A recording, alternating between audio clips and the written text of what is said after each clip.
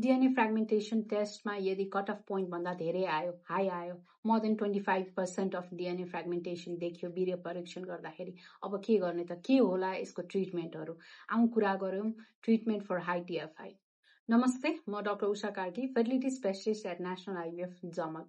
हेर्नु, यदि DNA fragmentation टेस्टमा कट अफ भन्दा माथि आयो र पोजिटिभ कुनै हिस्ट्री छ है, त्योमा चाहिँ हामीले सिग्निफिकेन्ट यसको रोल चाहिँ के बुझ्नुपर्छ भने, कुनै तपाईँलाई यस्तो मेडिसिन छैन यो खायो अनि फ्रेगमेन्टेसन कम भयो भन्ने हुँदैन।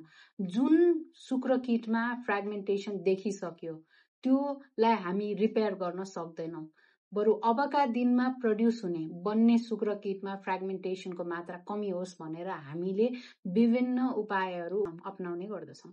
सो मुख्यतया सबभन्दा पहिलो उपाय भनेको लाइफस्टाइल मोडिफिकेसन है। यहाँ एकदम विभिन्न सप्लिमेन्ट्सको कुरा गरिन्छ तर त्योभन्दा अगाडि हामीले बिर्सनै नहुने गर्नै पर्ने कुरा भनेको लाइफस्टाइल मोडिफिकेसन। यदि वेट बढी छ, बीएमआई हाई छ भने हामीले डायट्री मोडिफिकेसनहरू गर्नु पर्यो, एक्सरसाइज गर्नु पर्यो, वेटलाई घटाउनु पर्यो। यसको एकदमै सिग्निफिकेन्ट रोल हुने गर्दछ।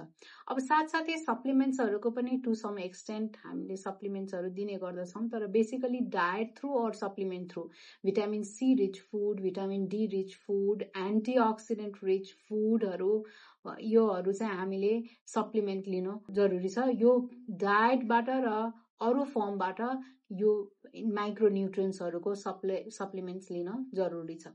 अब कुरा गर्दाखेरि हामीले ट्रिटमेन्टको कुरा गर्दाखेरि हेर्नु, यसको कुनै सटिक एउटा उपचार भन्ने छैन। यस डिएफआई हाई हुने व्यक्तिलाई हामीले सर्टेन टाइम दिएर lifestyle modification, various dietary modification, supplements लिएर एउटा समय दिने गर्दछौं र हामीले रिपिट गरेर हेर्छौं त्यो फ्रेगमेन्टेसन टेस्टमा जुन पहिले कट अफ भन्दा हाई थियो त्योभन्दा कमी आयो कि आएन भनेर, र त्यही आधारितमा भएर अगाडि कसरी बढ्ने अनि हामी एनालाइज गर्ने गर्दछौं। Thank you.